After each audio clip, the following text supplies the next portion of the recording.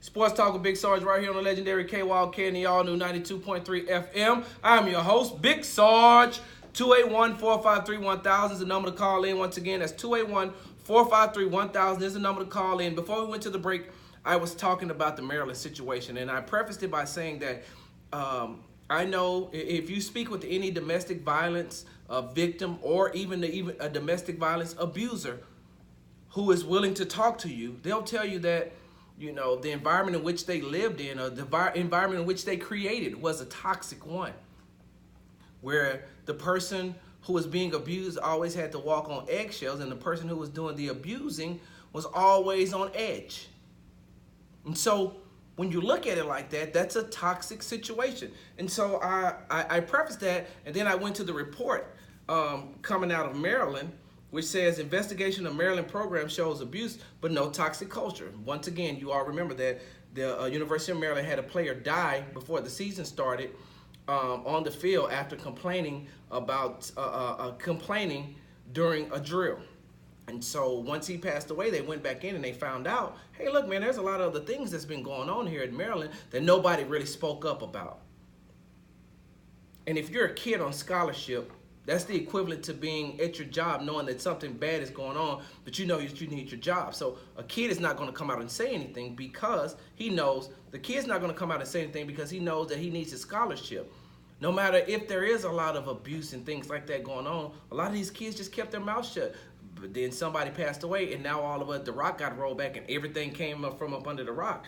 And so during the investigation, this is what they came out with.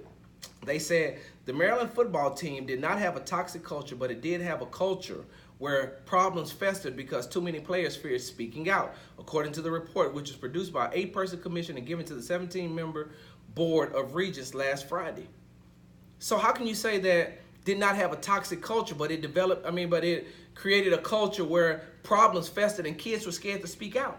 People were scared to speak out. People were scared to talk about the strength and conditioning coach. That's not toxic? Like, I know I play dumb sometime right here on the radio and on social media. I know I play dumb. I play that part. I play that role, but I'm really not. Is that not a toxic environment?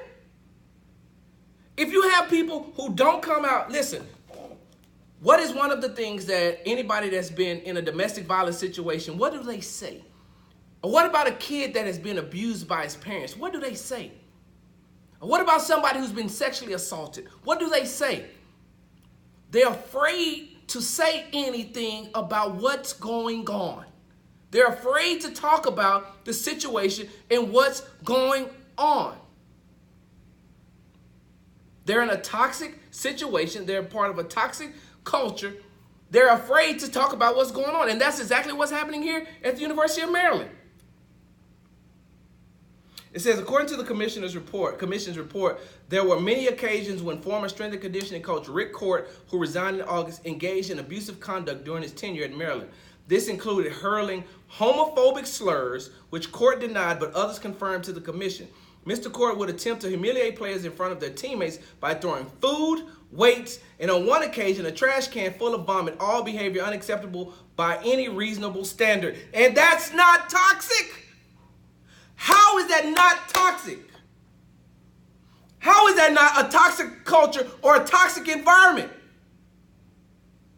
Throwing food. Oh, listen, let me tell you all something. My daughter's going on 19 years old. My daughter's in college right now. Let her tell me somebody threw food at her. Let her tell me that somebody threw some weights or something at her. You ain't finna listen. You're not finna get a chance to do nothing else. You're gonna have to come see me for that one. And I don't care who you are. These are people's kids that you're doing this to. Who's there to play a sport, not to fall up under your dictation or your rule. Didn't Puffy show the strength and conditioning coach out at UCLA what he was about that life? Didn't Puffy attack the strength and conditioning coach with a weight because of how he was treating his kids? How can you allow this to happen? And how can you not say that this isn't a toxic culture when you got a grown man treating kids like this under the head coach's watch? So what did the head coach do? Oh, I mean, because if you know this report, then you know he approved it because he was exactly the same way. But for them to come out and say, I mean, it's not a toxic culture, but I mean, there was a lot of things that happened that went unreported. There was a lot of reports of abuse. There was a lot of reports of what the strength and conditioning coach did, but the kids weren't in a toxic culture. Then what were they in? I'm sorry, we're playing on words now, right? So let's argue semantics, okay? So it may not have been a toxic culture. Can we say toxic community? Can we say toxic environment? Can we say toxic surroundings? Just don't say toxic culture, right? Because if you got a grown man throwing food, if you got a grown man hurling homophobic slurs at these kids, if you got him humiliating this kid, that's a toxic environment. I just won't say toxic culture. Are you serious right now? This doesn't even make any sense to me. There's no possible way I would allow my child to go play for not a coach like that. The problem is you have a lot of these old school coaches who think that that's motivating. That's how you get a child motivated to play the game that you want him to play. No, it's not. I've never known, listen, I played sports for a very long time. I've never known anybody to get inspired to tackle somebody harder, to hit somebody harder, to go to the hole and dunk harder, to hit a home run, to run faster, to lift more weights when they're called a homophobic slur.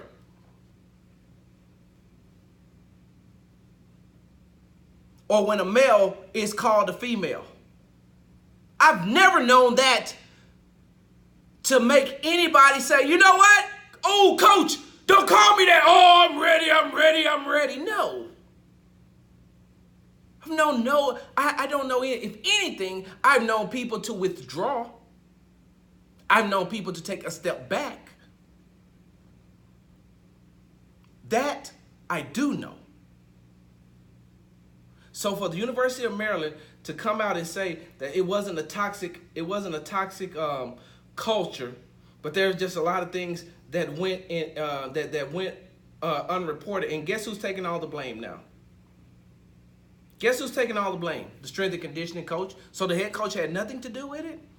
DJ Durkin didn't have anything to do with it, even though the kids came out and reported that DJ Durkin was one of the ringleaders in calling these kids these names, hurling insults at them. Imagine this. Imagine this, because you're going to have some people come out and, and come for one and be like, that's liberal talk. That's liberal talk. You're coming out and you're a pansy. It's not what we do. Yeah, like, if you want to get kids going, if you want them to get out there and really work, you should do blah, blah, blah, blah, blah. Really? Well, what if your boss came to your cubicle and dropped a report that you messed up on your desk and then hurled food at you and then called you a homophobic slur and then pushed you upside the head and then took a stapler and hit you in your ear?